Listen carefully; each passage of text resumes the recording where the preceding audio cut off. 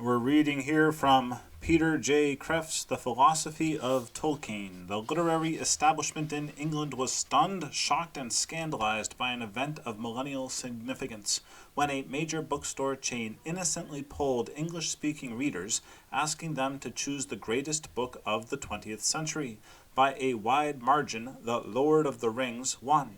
3 times the poll was broadened to a worldwide readership, into cyberspace, and even to the greatest book of the millennium. The same champion won each time.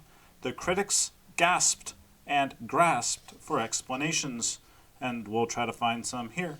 The poll revealed one thing about The Lord of the Rings, that it is a classic. It is a book loved by humanity, by human nature. To find out why, we look at Cicero, who famously said, "You have no choice between having a philosophy and not having one. Only between having a good philosophy and having a bad philosophy. And to not admit that you have one just says that you have a bad one. Because if your philosophy cannot even explain or know about itself, how can it explain anything else?"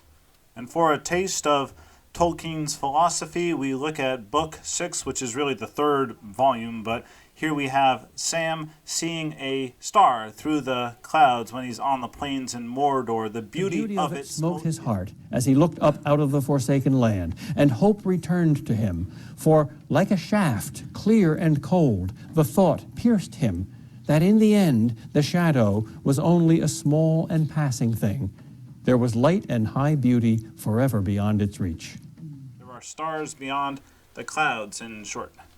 Back to Peter Kreeft now, who says that Tolkien understands that people still believe in a real morality, a real difference between good and evil, and that people still believe in objective truth and the possibility of knowing it, and in the superiority of beauty over ugliness. And maybe that's why W.H. Auden said, "If someone dislikes The Lord of the Rings, I shall never trust his literary judgment about anything again." But again, why? What's so special here? Well, C.S. Lewis said that Tolkien was not content to create his own story, so instead he creates with an almost insolent prodigality the whole world in which it is to move, with its own theology, myths, geography, history, paleontology, languages, and order of beings, a world full of strange creatures beyond count. The names alone are a feast. You can hardly put your foot down anywhere without stirring the dust of history. And this is surely the utmost reach of invention, when an author produces what seems to be not even his own, much less anyone else's. It's myth-making, after all, the least subjective of all activities. But why would you write a myth? If you had something to say, why would you put it in a myth? Kreeft continues that the value of the myth is that it takes all the things we know and restores them to the rich significance which had been hidden by the veil of familiarity.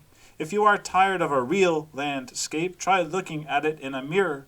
By putting the bread, the gold, the horse, the apple, or the very roads into a myth, we do not retreat from reality. We rediscover it.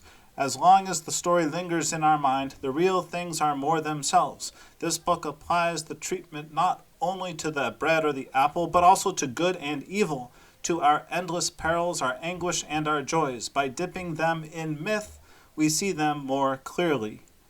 And thus the Lord of the Rings gives us that most rare and precious thing in modern literature, the heroic.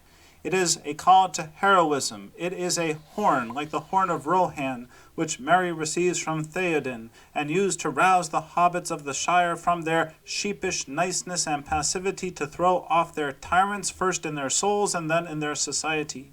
The deepest healing is the healing of the deepest wound. The deepest wound is the frustration of the deepest need. The deepest need is the need for meaning, purpose, and hope.